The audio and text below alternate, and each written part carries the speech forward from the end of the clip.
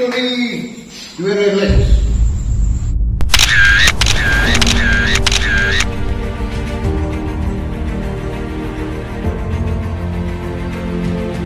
During the time, Benigno Aquino said, if you elect me now as president, if I will be president, in 7 months' time, I smell like horseshit. Why? I cannot solve criminality because of poverty. I cannot provide employment to the people because I don't have gold. So let Mr. Marcos continue to be president. Mr. Marcos has a lot to say and a lot of gold.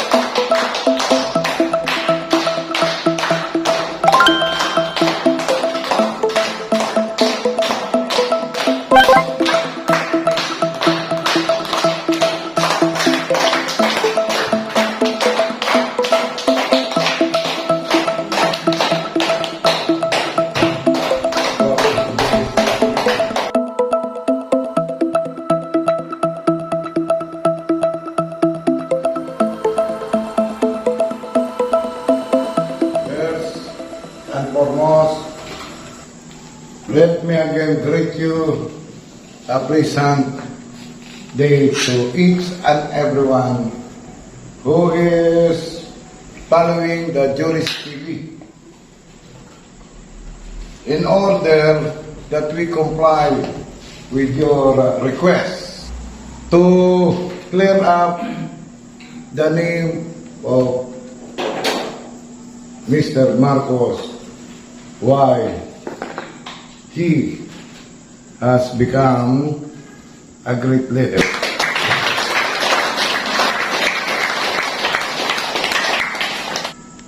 Ferdinand Edralin Marcos has dominated the Philippine politics for 20 years.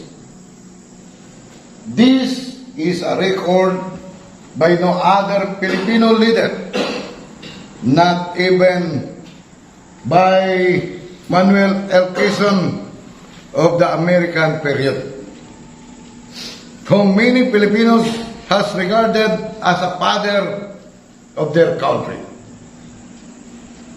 Factionalism has been the climate of Philippine public life, and it has been reduced the presidency to a game of musical chairs until 1960, when Mr. Marcos won an unprecedented record term. The opportunistic coalition of which presidential victories were built had thrown out an incumbent every 4 years. Power resided in regional oligarchies, strong enough to regard the central government as the price of their shifting alliance. Both geography and the political culture has conspired to Manila control over the rest of the archipelago, tenuous and uncertain even during the colonial period. Local officials found it easy to obey Manila decrees in principle but not in practice. This inherent factionalism was made worse by the political tradition borrowed and unexamined mind from the West at independence. In the Philippines, as in many other new nations, the system of check and balance of separation of power between executive and legislative had quickly degenerated into democracy of statement. National decision-making became progressively reduced to a search for the lowest common denominator of agreement among increasingly rapacious interest groups. In 1972, close to the bottom of the downward spiral of anarchy, Mr. Marcos, my president, declared martial law. Many of the young do not know about this martial law about.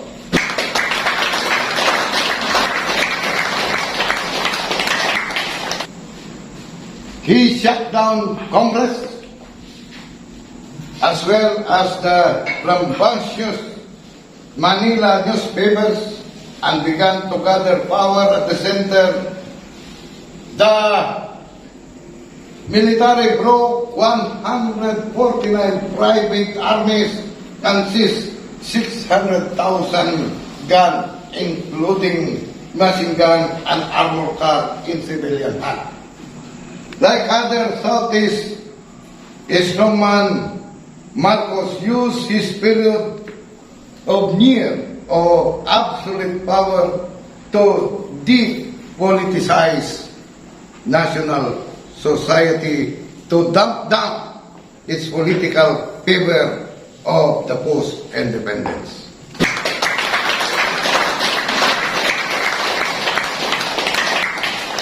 By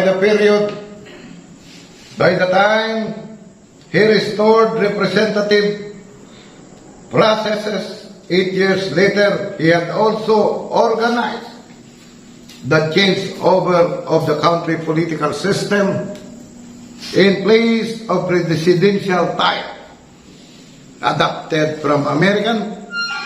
The new constitution installed parliamentary form roughly like the Gaulish one, in which the lawmaking body is distinctly subordinate to a strong president directly elected by the people.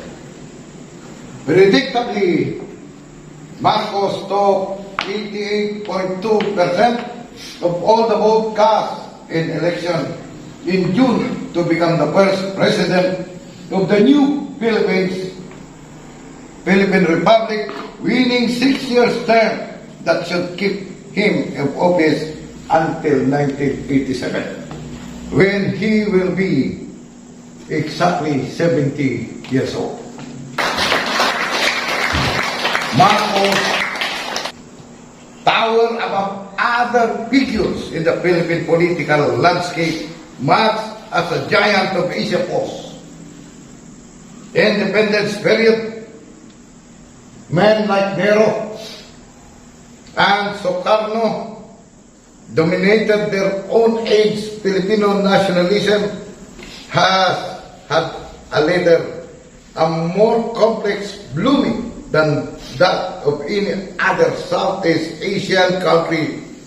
A post-generation after independence Filipino relation with the United States are still able to stir up strong feeling, whether of love or hate, love and hate. While neighboring people have put the past behind them, one reason, of course, is simply that American influence continues to pervade the region long after the other Western empires have gone. Even so, very few state-to-state relationships can be like those that the Philippines to United States across more than 12,000 kilometers of ocean as a wide cultural gap. Emotional cargoes do not all run westward across this part of the Pacific. Americans themselves tend to judge the Philippine standard different from those they apply to other states. For example, though Washington policymakers easily justify their alliance with dictatorship like South Korea, they have generally reacted the Marcos government lapse of human rights as though it were betraying again and again its American liaison in civic. It is very ironic that Marcos, in imposing martial law, should bring down the showcase of American democracy in the Paris. For his generation was formed by its American destruction and fought on Western side against the Japanese. The only Southeast Asian to do so in such number and unequivocal until now.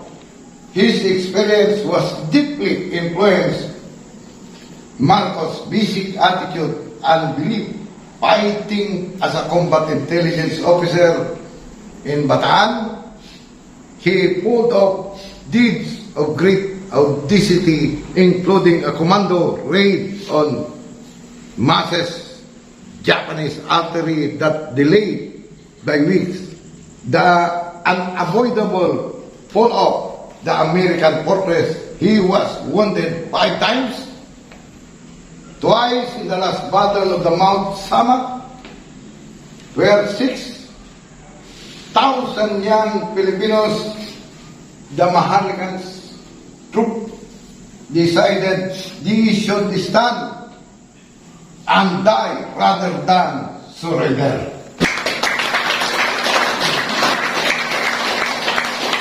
Captured while unconscious from his wound,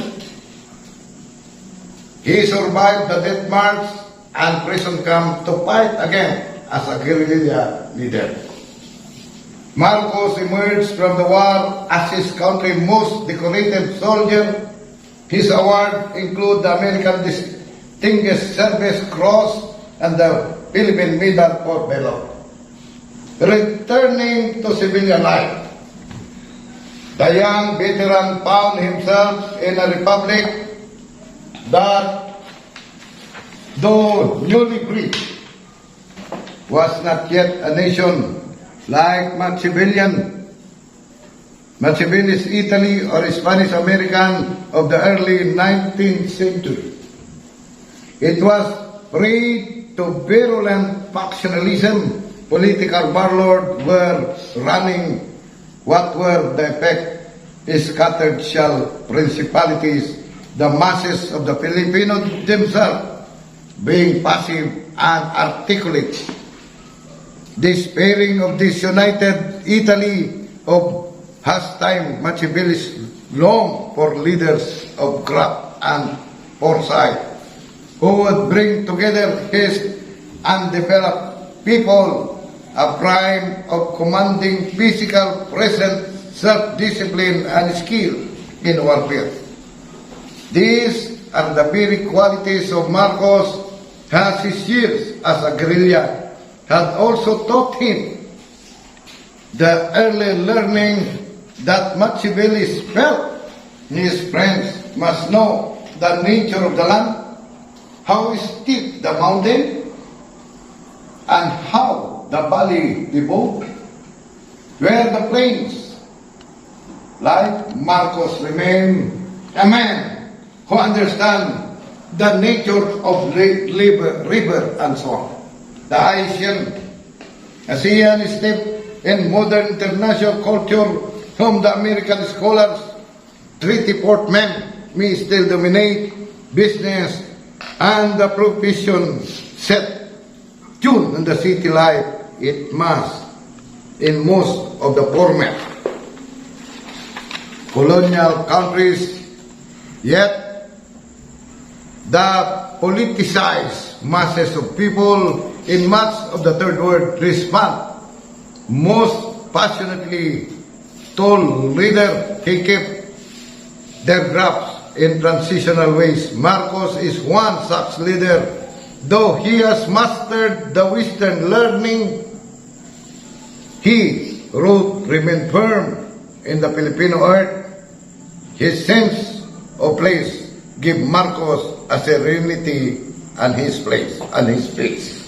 Marcos come from a family of school teachers in Ilocos region in the north western Luzon. The man, Philippine Island. This is a strip of dry, sandy plain between the China Sea and the Cordillera Mountain. Survival in the hardland made the Ilocano among all the Philippine dialect group an intensely practical man. He is typically frugal, hardworking, careless, and solid. Most Manila have a small town beginning to keep up this early ties, especially after making good in the big city. Marcos is not migrated in spirit. He returned home whenever he can. Marcos, my president, is at his best when talking to ordinary Filipinos, when enacting the secular rights of his office among farmers, fishermen, workers, and village people. The third world leader may no longer personally the state harmony with faith and nature, yet he is still very much the ultimate godfather, the purveyor of patronage, the vessel of people's grievances, hope, and longing. It has been a dozen years since Marcos really needed to campaign for votes. Yet, he still liked to press the flesh. It was rallied to share the family meal, to plant or harvest rice with a group of peasants, to talk shop with local politics. This visitation also enabled Marcos to listen for those group of Filipinos for whom the shoes of the government, who may pinch outcries that have been missed by the computer-based survey research group. Mr. Marcos understands. Just short of 65, was born on September 11, 1970. Marcos has a physique that a man half his age might envy. He had come through a war that left him wounded in body and also in spirit.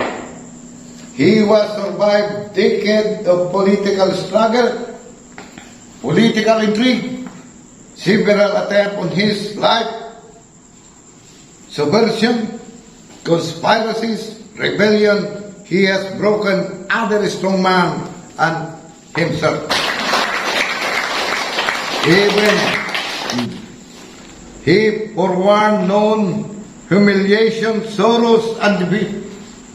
Yet his casual visitors not return about the uniqueness of dignitary he is about to meet would not think so, for he comes a little brown man, cool in his translucent Barong Tagalog, and quick to laugh, self-confident, casual, alert, totally in control of situation and of himself.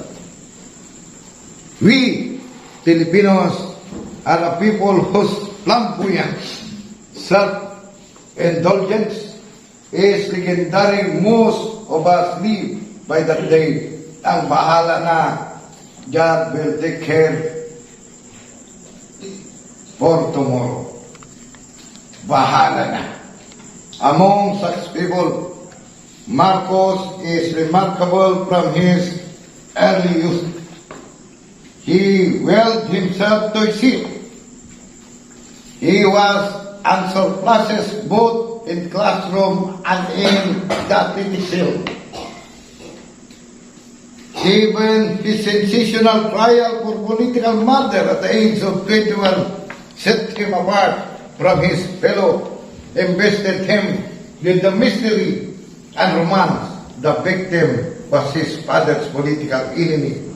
Marcos then just graduated from the law school, defended himself before the Supreme Court and won his acquittal, and his war record was very tough for Filipino legend from the beginning of his political career in 1949. Marcos aimed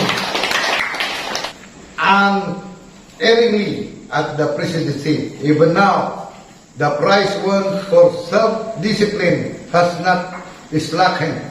He still lived the austere life amid the trapping of the office.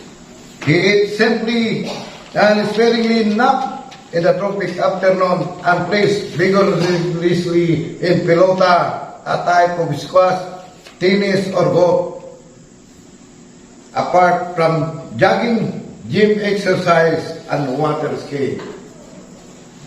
On one might expect Marcos exert a decisive personal influence of all the aspects of government policy. This is true of foreign relations, as an economic affair, and even in the local administration. He himself initiated the successive change in the Philippine foreign policy that has brought the country from out of the American shadow into a position of near equidistance to the great power. Marcos' role on economic policy making has also been more direct than any of his predecessors.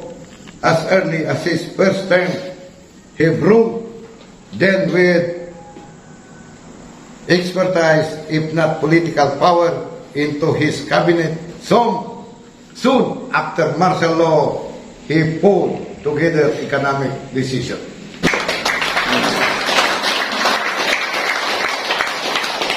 Soon after martial law, which we call the habeas corpus, many of the newly born do not understand what happened in that martial law. So it's our responsibility to clear up this matter. His economic decision making international economics and development authority, which he himself had. He stuttered the NIDA in the crucial decision to meet the international recession that began in 1974, not by retrenching but by foreign using his own goal and to keep up the momentum and vigor of national economy. In proclaiming martial law, of course, this most historical-minded of Filipino president had already influenced his country course of the most dramatic ways. Marcos himself is fully aware of how far-reaching his initiation was. He writes of himself as a man who has, by single act, touches every nerve of history. Yet, Filipinos themselves are only now beginning to realize the implication of September 21, 1972. After that day, Philippine politics could never be the same for martial law. Close the book on the face of national politics whose liberties and exist-minded aged Filipinos are not likely to see again. The power arrangement set up over the last 9 years have virtually made the Philippines as the one-party state, a political struggle common among 4 countries, but one of which post-war Filipinos at least have had a little experience. The immediate result of battling up the frustration in the opposition, accustomed to 4-year cycle of being in the out of power, and lead some of the anti-Marcos leaders to the bombing and arson in metropolitan Manila. Ordinary Manghuan or Filipinos themselves are disillusioned with partisan politics, and in the period of uncertainty, looking for a strong leader who can exert authority. Even those Filipinos who do not agree with most Marcos policies concede that only he can effectively lead the country through its present crisis. This nation are acutely aware also of how many times factionalism have proved their country's undoing. They are anxious to find someone who can speak for a national future, and there to be Marcos' word in his remaining years of public life. Most of its post-war Philippine president had exhausted themselves and their political capital trying to keep together the coalition that dropped them up to power. Marcos has leisure enough for deeds for beyond those imposed on him by private ambition. He has historic change to rise above victories or faction and made of the 100 million or more Filipinos one nation by his successor. That is the fighting faith of Mr. Marcos.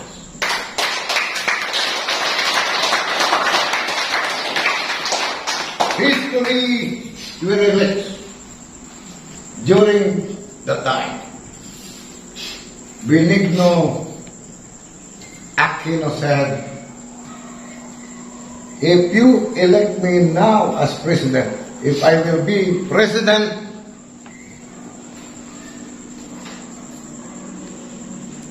in 7 months' time, I smell like horseshit. Why? I cannot solve criminality because of poverty. I cannot provide employment to the people because I don't have gold. So let Mr. Marcos continue to be president. Mr. Marcos have a lot to say, has a lot of gold. That is the gold rule. So let those who run the president, those who have gold, rule." Thank you very much. We answer your question via Juris TV that we have to clear up the name of Mr. Marcos. Sa amin nga Ilocano, Marcos Idi, Marcos Tata, Marcos Ingat Ingana. Thank you very much.